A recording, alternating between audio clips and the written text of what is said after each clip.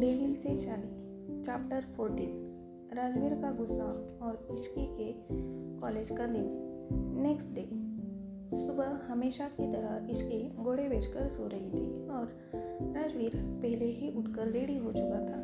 Ready होकर राजवीर इश्की को उठाने की कोशिश करने लगा, लेकिन वो नहीं उठी। फिर राजवीर उसे अपनी गोद में उठाकर बाथरूम ले गया और वहाँ ले जाकर उसको पानी से भरे हुए बाथटब में लेटा दिया।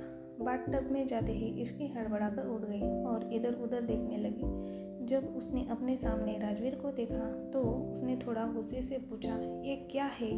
ऐसे कोई किसी को उठाता है क्या? ये सुन राजवीर बोला, मैंने तुम्हें कल ही कहा था कि टाइम पर उठने की आदत डाल दो, नहीं तो मैं तुम्हें बाथटब में फेंक दूंगा। राजवीर की बात सुनकर इश्की ने थोड़ा गुस्सा होते हुए पूछा, लेकिन इतनी जल्दी उठना क्यों है? राजवीर ने जवाब देते हुए कहा, तुम भूल गई क्या? तुम्हारा आज से कॉलेज खुल रहा है, क्या तुम्हें कॉलेज नहीं जाना? राजवीर की बात सुनकर इश्की मुंह टेढ़ा करते हुए बोली, कॉलेज? राजवीर ने थोड़ी ऊंची आवाज में कहा, हाँ कॉलेज, अब जल्दी से रेडी हो जाओ, ज़्यादा टाइम नहीं है तुम्हारे पास। ये कहते हुए राजवीर बाथरूम से बाहर चला गया और इश्की खुद से ही बड़बड़ाते हुए बोली, ये सच में डेविल है, रहम नाम की कोई चीज़ ही नहीं है इनमें। इतनी सुबह सुबह मासूम बच्ची को कोई बाथटब में फेंकता है क्या वाला?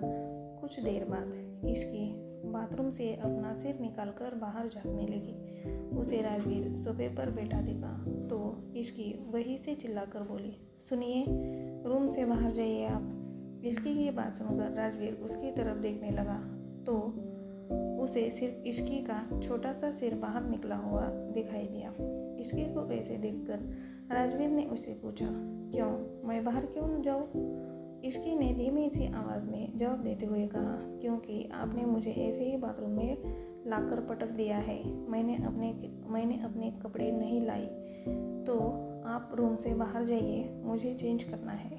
ये सुन राजवीर उसे थोड़ा चिढ़ाते हुए बोला, क्यों, मैं क्यों जाऊँ? अब तो हमारी शादी हो गई है, तो इसलिए मैं यहाँ रह सकता हूँ। इश्की ने थोड़ा गुस्से में पूछा, तो आप बाहर नहीं जाएंगे? राजवीर ने उसे छेड़ते हुए कहा, नहीं।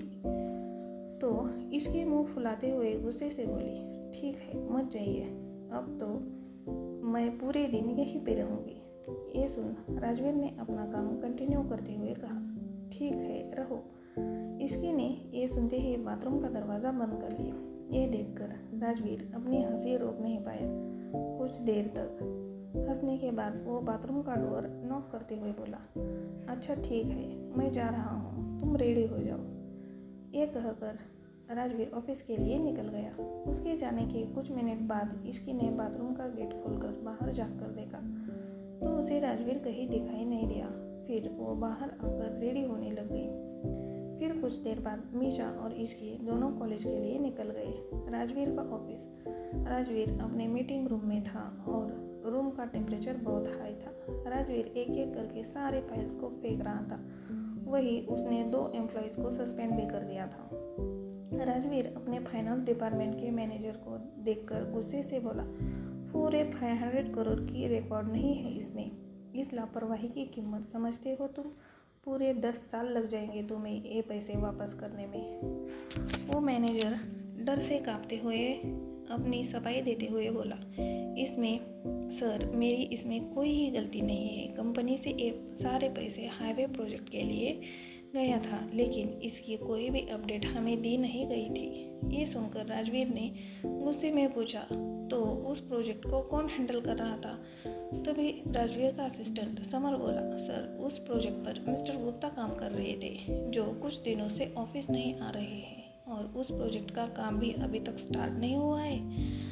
समर की बात सुनकर राजवीर बोला, तुम्हें पता है उसके साथ क्या करना है? गलती तो तुमने भी की है, इसलिए तुम्हारे अगले 3 महीने की सैलरी हाफ की जाती है। ये कहते ही राजवीर मीटिंग रूम से निकलकर अपने केबिन में चला गया।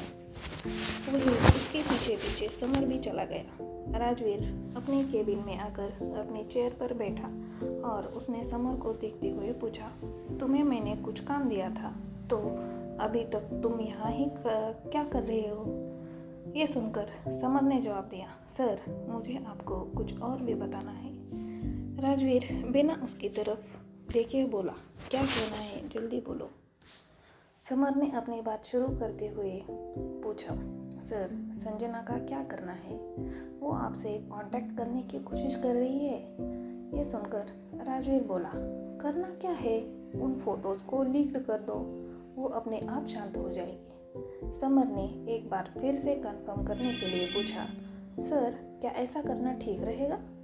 राजवीर ने थोड़े में जवाब दिया, वो खुद सामने से चलकर आई है पत्थर पर सिर मारने, तो सिर तो उसी का ही फूटेगा ना, और दर्द भी उसी को ही सहना पड़ेगा।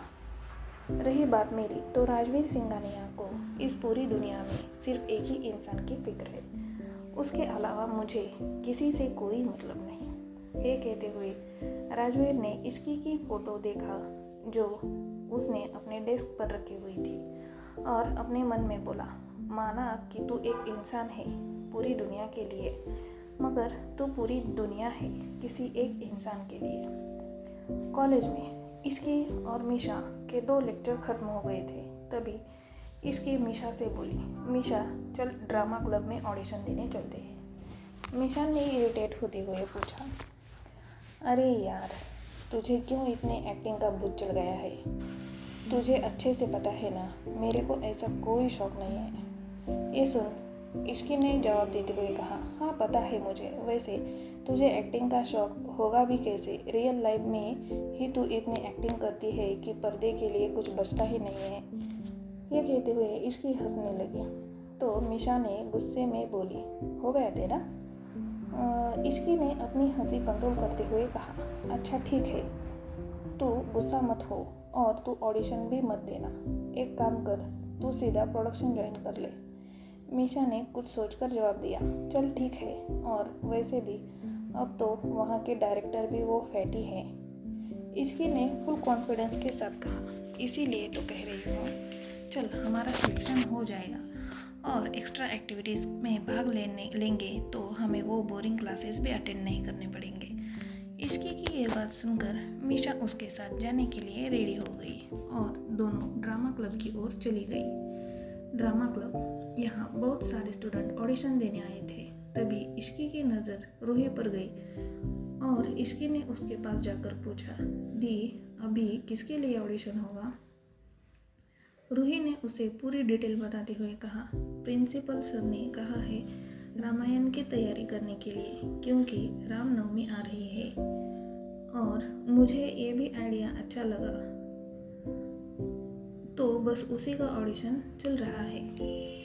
वही मीशा और इश्की का एक दोस्त करण आ गया और वो उन दोनों को देखते हुए बोला, क्या बात है, रामायण का प्ले होने वाला है, तब तो मैं भी इसमें हिस्सा लूँगा।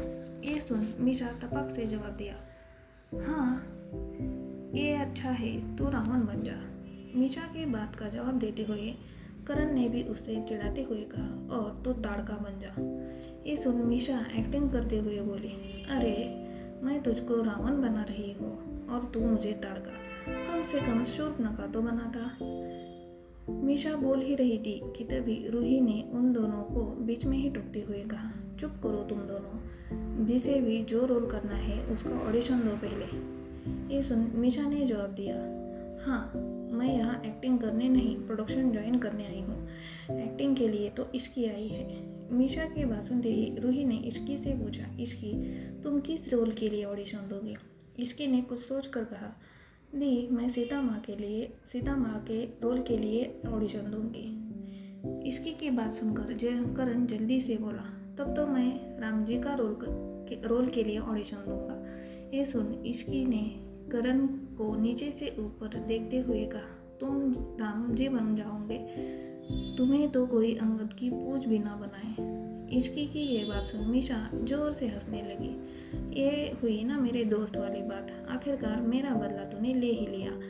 ये कहते ही दोनों ने हाई फाई किया और रूही सभी को रोल के हिसाब से स्क्रिप्ट देने लग गई। फिर सभी स्टूडेंट प्रिपरेशन में लग गए। क्या इसकी सिलेक्ट हो पाएगी सीता माता के रोल के लिए? और क्या है संजना के उन फोटोज़ का राज जो राजवीर करने वाला है लीक।